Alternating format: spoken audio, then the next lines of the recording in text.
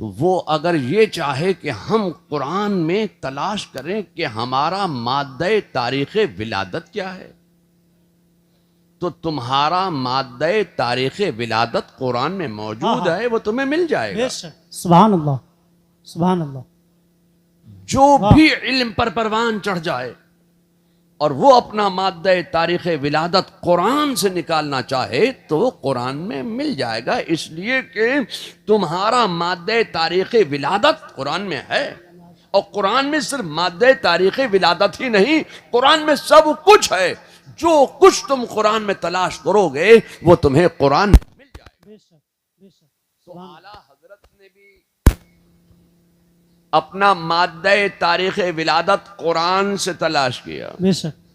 सुभान अल्लाह। अपने वालिद से नहीं पूछा, वालिदा से नहीं पूछा, कुरान से पूछा। जिंदाबाद जिंदाबाद। कि मेरी विलादत कब हुई थी, मैं पैदा कब हुआ था। तो आला हजरत को आला हजरत का माद्दे तारीख़ विलादत कुरान में मिल गया। सुभान अल्लाह, सुभान क्या मिला? उलाइका कतब फी कुलूबिहिमुल ईमान व अय्यदहुम बिरूहिम मिन्हु। सुभान अल्लाह, वाह। अल्फाज जोड़ लीजिए, जो इसके आदाद हैं वही आला हजरत फाजिल बरेलवी का माद्दे तारीख़ विलादत है। जिंदाबाद जिंदाबाद। मैं कहना चाहता हूं कि कुरान में सब कुछ है। कुरान में जो तुम तलाश करोगे वो कुरान में तुमको मिल जाएगा। ये उलमा जामे नूरिया के ये इल्म पर परवान चढ़ गए, ये तलाश करे मिल जाएगा। और जिन तोलबा को ये अपनी कोख से इल्म का दूध पिलाकर इल्म पर परवान चढ़ा रहे हैं, अगर वो तोलबा चाहें तो उनको भी मिल जाएगा।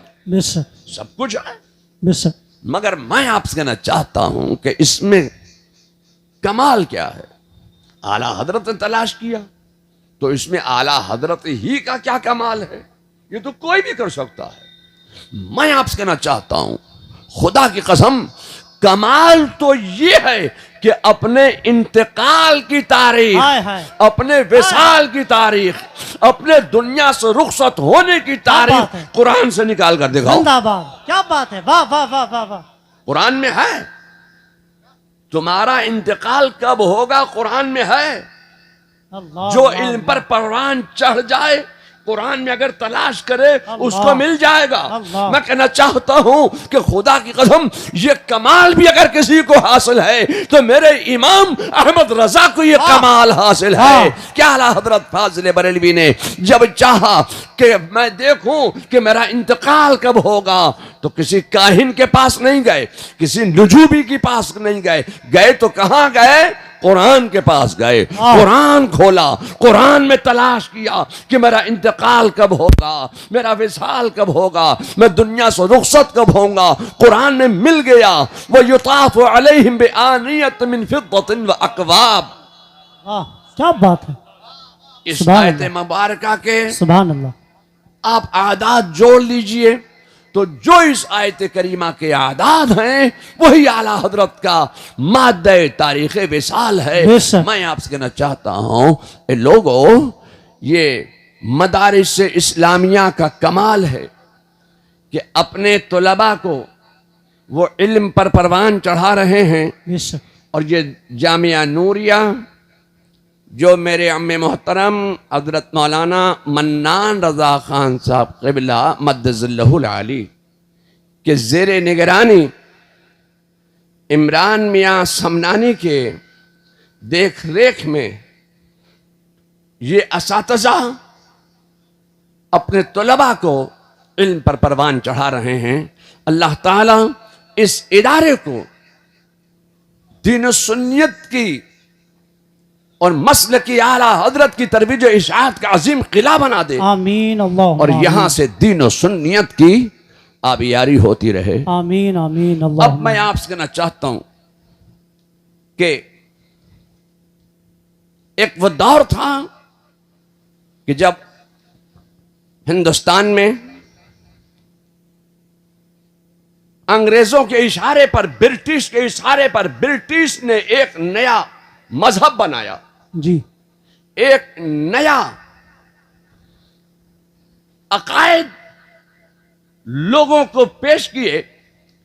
तो उस नए मजहब का मुकाबला अगर किसी ने किया तो बरेली के इमाम अहमद रजा ने किया। जिंदाबाद। वाह। जब कहा गया कि नमाज में अगर नबी का ख्याल आ गया तो नमाज नहीं होगी, जब ये अकीदा बातिल दिया गया अंग्रेजों के इशारे पर, तो आला हजरत फाजिल बरेलवी ने इस अकीदा बातिल के मुकाबले में कोई नया अकीदा पेश नहीं किया था, बल्कि वो पुराना अकीदा लेकर खड़े हो गए थे। जो अकीदा सिद्दीक अकबर का था, जो अकीदा फारूक आजम का था, जो अकीदा उस्मान गनी का था, जो अकीदा मौला अली का था, जो अकीदा गौसे आजम का था, जो अकीदा ख्वाजा गरीब नवाज का था, जो अकीदा शाह बरकतुल्लाह का था, अब वो अकीदा लेकर बरेली की धरती से इमाम अहमद रजा खड़े हुए और उन्होंने कहा कि तुम ये कहते हो कि नमाज में अगर नबी का ख्याल आ गया तो नमाज नहीं होगी। आला हजरत फाजिल बरेलवी ने ये पैगाम दिया था कि खुदा की कसम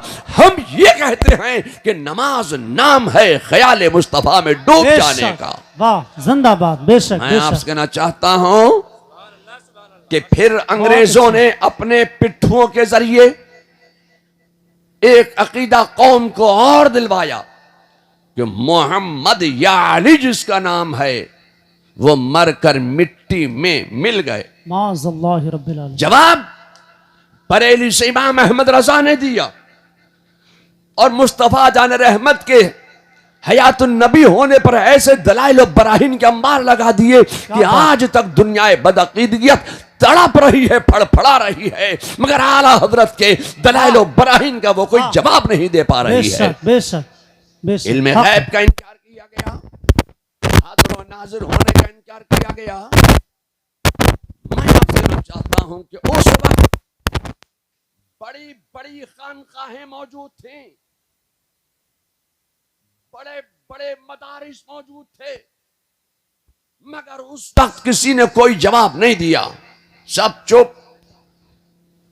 इल्मे गैब का इनकार जवाब बरेली से इमाम अहमद रजा ने दिया। तो मेरे जहन में यह ख्याल पैदा होता है कि इन अदियाने बातला, फिरकाए बातला, गुस्ताखाने औलिया, गद्दाराने खुदा और बागियाने रसूल, ये जितने भी ये गुस्ताख फिरके हैं, इनके बड़े से बड़े आलिम का जवाब देने के लिए हमारे छोटे से छोटे मदरसे का छोटे से छोटा तालिब इल्म काफी हुआ करता है। बेशक, हक है। तो उस वक्त आला हजरत के वालिद हयात थे जी, तो आला हजरत के वालिद ने जवाब क्यों नहीं दिया? जी सर। अब अगर मैं ये कहूं कि फला खानकाह ने जवाब क्यों नहीं दिया, फला मदरसे के शेखुल हदीस ने जवाब क्यों नहीं दिया, तो लोग कहेंगे तौसीफ रजा पागल हो गया है, ये हमारी खानकाह के मुर्शिद आला पर एतराज करता है। मैं किसी का नाम नहीं लूंगा, आला हजरत के पीरो मुर्शिद हजरत सैयदना शाह आले रसूल, जिनसे आला हजरत फाजिल बरेलवी ने इक्तिसाब फैज़ फरमाया है और जिनके मुरीद हैं वो भी तो हयात थे, उन्होंने जवाब दिया होता। जी, आला हजरत के दादा भी हयात थे, हजरत रजा अली खां, उन्होंने जवाब दिया होता, उन्होंने भी कोई जवाब नहीं दिया। मैं सोचता हूं क्या ये जवाब देना नहीं जानते थे? मैं कहना चाहता हूं ये जवाब तो देना जानते थे, मगर जवाब देते भी कैसे? इन अदियाने बातला का जवाब देना अल्लाह ने अहमद रजा के हिस्से में रखा था। नारे तकबीर, नारे रिसालत, मसलके आला हजरत हुर्से रज़बी सरकार तौसीफे मिल्लत जिंदाबाद। आला हजरत ने जवाब दिया। मैं आपसे कहना चाहता हूं कि ब्रिटिश ने जो एक मजहब दिया था, उस बद मजहब का मुकाबला बरेली से इमाम अहमद रजा ने किया था, तो अमेरिका पीछे कब रह जाता? जी, ये ट्रम्प साहब कब पीछे रह जाते? जी। तो अब अमेरिका से भी एक नया मजहब चलाया जा रहा है। जी, एक नया मजहब अमेरिका से ईजाद किया जा रहा है। अच्छा। जो अरब की मार्फत वो एक नया मजहब इब्राहिमी फेथ, दीन इब्राहिम लाया जा रहा है इसराइल को बचाने के लिए, यहूदियत को बचाने के लिए। ये अकीदा दिया जा रहा है कि देखो हजरत इब्राहिम अलैहिस्सलाम को तुम भी मानते हो, और हजरत इब्राहिम अलैहिस्सलाम को ये भी मानते हैं जी। ये यहूदी भी उनको मानते हैं, ये मुसलमान भी उनको मानते हैं। हजरत इब्राहिम के बेटे हजरत याकूब की औलादों में ये यहूदी हैं और हजरत इस्माइल की औलादों में ये मुसलमान हैं। तो ये चचेरे तेरे भाइयों का झगड़ा है, ये चचेरे तेरे भाइयों का झगड़ा है। तो तुम झगड़ते क्यों हो? एक ही बाप की औलाद हो तो एक प्लेटफॉर्म पर इकट्ठा हो जाओ। ये एक नया मजहब अमेरिका से चलाया जा रहा है जिसको अरब कंट्रीज ने मंजूर भी कर लिया है, मगर अभी सऊदी अरब तैयार नहीं हो रहा है। तो मैं आपसे कहना चाहता हूं कि अब बरेली से इसका जवाब कौन देगा? हम तो अपनी उम्र तबायु के पहुंच गए, हम सब अपनी उम्र तबायु को पहुंच गए। अब इस नए मजहब का जवाब कौन देगा? अब ये जो अमेरिका से नया मजहब इजाद किया जा रहा है, मैं आपसे कहना चाहता हूं कि बरेली कभी भी इल्म से खाली नहीं रहा है। हम तो अपनी तबाई उम्र को पहुंच चुके हैं, मगर बरेली का मुस्तकबिल अब एहसन रजा है, बरेली का मुस्तकबिल असद रजा है, बरेली का मुस्तकबिल इमरान रजा समनानी है, बरेली का मुस्तकबिल फैज रजा है, बरेली का मुस्तकबिल अरसलान रजा है। अब अगर कोई जवाब दे तो अल्लाह तबारक व तआला औलादी आला हजरत ने इनमें से किसी को तैयार फरमाएगा और इल्म लदुन्नी अता फरमाएगा। बरेली ने कल भी क़यादत की है मुसलमानों की और आज भी क़यादत कर रहे हैं और सुबह क़यामत तक बरेली से इस्लाम और ईमान और अकीदे की हिफाजत के लिए अल्लाह तबारक व तआला जरूर किसी न किसी को तैयार फरमाएगा। मैं तुझे तकरीर करने के इरादे से बिल्कुल नहीं आया था। मेरे चचा हजरत मौलाना मन्नान रजा खान साहब का हुक्म हुआ कि आपको आना है, तो मैंने सोचा ये कि कुछ पैगाम जो बरेली से हमेशा दिए जाते रहे हैं मसलक के अहले सुन्नत व जमात की तरक्की के लिए और मुसलमानों को अपनी ज़िंदगी में उतारने के लिए, तो मजहबी व मसलकी और मुल्की व कौमी ज़िंदगी संवारने वाला एक मौसर पैगाम जो मैं बरेली शरीफ से आला हजरत फाजिल बरेलवी के उर्स मुबारक के मौके पर पेश करना चाहता हूँ। मजहबी व मसलकी तालीम और बेदारी ये मजहब अहले सुन्नत मसलकी आला हजरत पर सख्ती से कायम रहें और बद मजहबों से रिश्ते नाते हरगिज न जोड़ें। इसके साथ ही मयारी तालीम तक रसाई में इजाफा करें जिसमें जदीद और मजहबी तालीम दोनों शामिल हैं, ताकि मुसलमान खुद कफील मजबूत और बाशऊर बन सकें। नंबर 2, समाजी इत्तेहाद के ताल्लुक से समाजी तफरीक को कम करें और जामे पॉलिसियों को फ़रोग़ दें ताकि तालीम तमाम कम्युनिटीज़ के दरमियान बाहमी इफ़हाम व तफ़हीम और ताअवुन में इजाफा हो सके। नारे तकबीर, नारे रिसालत, मसलक आला हजरत, मुहाफ़िज़े नामूसे रिसालत हज़रत अल्लामा मुफ्ती अशरफ जिलानी साहब क़िबला अज़हरी, हज़रत अल्लामा मुफ्ती अशरफ जिलानी साहब क़िबला अज़हरी। नारे तकबीर। आप लोग बैठिए और मेंबर वाले भी बैठ जाएं। ख़तीब अहले सुन्नत हज़रत अल्लामा मुफ्ती अशरफ जिलानी साहब क़िबला आ गए हैं। हज़रत का पैगाम सुने, बहुत कीमती बातें। जी बैठ जाएं। मेंबर शरीफ वाले भी तशरीफ़ रखें। मुकालमा और क़यादत के ताल्लुक़ से मुस्लिम समाज के अंदर मुस्बत क़यादत की हौसला अफजाई करें और पुरतशद्दुद गुमराह कुन नज़रियात को तोड़ने के लिए खुले मुकालमे की फिजा को कायम करें। मुत्तहिद और अच्छे बने, 5 वक्त की नमाजें पढ़ें। जिस तरह रमज़ान में मसाजिद आपसे भरी होती हैं, इसी तरह हर नमाज के लिए इकट्ठे जाएं। अल्लाह और रसूल की रज़ा के लिए अमल करें। अल्लाह और रसूल राज़ी तो सब राज़ी हैं। जब आप वक्त पर नमाज पढ़ने लगेंगे तो आप मुत्तहिद भी रहेंगे और नेक भी बन जाएंगे। नमाज आपको हर बुराई से बचाती है।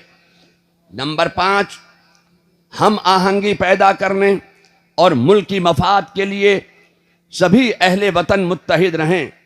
अहले सुन्नत बदअकीदों से हरगिज़ इत्तेहाद ना करें। फजूल बातों और गंदी सियासत से गुरेज करें, परहेज करें। नंबर 6, दीन दुनिया की तालीम खुद भी हासिल करें और दूसरों को भी सिखाएं। इस्लाम के दिए गए पैगामात पर सख्ती से अमल करें, अपने पड़ोसियों का ख्याल रखें, अपने मसाइल को कोर्ट कचहरियों में, कोर्ट पर कचहरियों पर तो वैसे ही बहुत लोड होता है, कोर्ट और कचहरियों को लोड से बचाने के लिए अपने मसाइल को कोर्ट कचहरियों में ले जाने के बजाय शरीयत की रोशनी में हल करें। आपको दायमी सुकून मिलेगा। आपस में बाहमी मसाइल के हल के लिए मुहिम शुरू करें। नंबर 8, गरीबों और लाचारों का सहारा बने। अपने शहरों और मोहल्लों में ज़रूरतमंद लड़कियों की शादी के लिए मुहिम शुरू करें। महंगे जहेज के बगैर शादियों पर जोर दें और सादगी से निकाह करें। हिंदुस्तानी आइन का तहफ़्फ़ुज़ करें। जिस तरह शरीयत के रास्ते पर चलने से जिंदगी की मुश्किलात दूर होती हैं, इसी तरह मुल्क के आइन ने हम सब को हुकूक व ज़वाबित दिए हैं। मुल्क की तरक्की के लिए उन पर अमल करें। सोशल मीडिया को, नंबर 10, सोशल मीडिया को ज़रूरत और भलाई के लिए इस्तेमाल करें। सोशल मीडिया पर गैर ज़रूरी चीज़ों और गलत पोस्टों को नज़रअंदाज करें और डिलीट करें। मसाइल का सबब भी बन सकता है, इसीलिए इसे बहुत समझदारी से इस्तेमाल करें। नंबर 11, कारोबार करें। अपने काम में टेक्नोलॉजी का सहारा लेकर आगे बढ़ें। दस्तकारी, खेती बाड़ी, दुकानदारी वगैरह के अलावा बच्चों को आला तालीम के लिए भेजें ताकि वो भी मुल्क की खिदमत में हिस्सा लें। आला हजरत की लिखी हुई किताब तदबीर फलाह नजात पढ़ें और आला हजरत के 2 नुकाती प्रोग्राम को अपने माशरे में नाफिज करें। छोटे बड़े कारोबार से जुड़ें। मुल्क में जो शिद्दत, नंबर 12, मुल्क में जो शिद्दत पसंद अनासिर मुसलमानों के मकामात मुकद्दसा खासकर फतेहपुर की तरह मज़ारात और मसाजिद को तोड़ रहे हैं, उनके खिलाफ सेकुलर और संजीदा मिजाज हिंदुओं को साथ लेकर कानूनी कार्रवाई करें। खुद से कानून हरगिज अपने हाथों में ना लें। नंबर 13, मजहब के नाम पर जो मॉब लिंचिंग हो रही हैं, उनकी रोकथाम के लिए मुकामी प्रशासन और हुकूमत के कारिंदों से वफ्द के साथ मिलें और सुनवाई ना हो तो कोर्ट का सहारा लें। नंबर 14, आपसी सौहार्द कायम करने के लिए सभी खानकाहें अपने अपने इलाकों में हिंदू मुस्लिम कमेटियां बनाएं। एक दूसरे की मजहबी रस्मों में शामिल हुए बगैर शरीयतों मसलक के दायरे में रहकर नफरतों के खात्मे के लिए कोशिशें करें और आपसी भेदभाव को खत्म करें। नंबर 15, उर्स आला हजरत में आने वाले सभी हजरात यहाँ से आला हजरत की कम अज कम एक छोटी या बड़ी किताब खरीद कर जरूर लेकर जाएं। अगर उर्दू ना भी पढ़ पाते हो तब भी घर में रखने या अपने यहाँ की मस्जिद में रखने के लिए जरूर इसको लेकर जाएं। ये मैंने 15 निकाती प्रोग्राम पेश किए हैं। क्या आप हजरात इन मेरे मुतालबात और इन पैगामात पर अगर राजी हैं तो हाथ उठाकर हमें बताओ कि हम तमाम अहले सुन्नत व जमात एक हैं, एक रहेंगे और एक रहकर दीन और सुन्नियत की तरक्की बका और मसलक अहले सुन्नत की तरक्की बका और मसलक आला हजरत की तरक्की बका के लिए हम एक रहेंगे और नेक रहेंगे और इस पर हम अमल करेंगे इंशाअल्लाह। अल्लाह तबारक व तआला इस इदारे को दीन और सुन्नियत की हिफाजत का अजीम किला बनाए और यहाँ से दीन और सुन्नियत की आबियारी होती रहे। वाखिर दावाना अनिल हम्दुलिल्लाहि रब्बिल आलमीन। अस्सलाम। नारे तकबीर, नारे रिसालत, मसलक आला हजरत सरकार तौसीफ मिल्लत। नारे तकबीर, नारे रिसालत। अस्सलाम वालेकुम।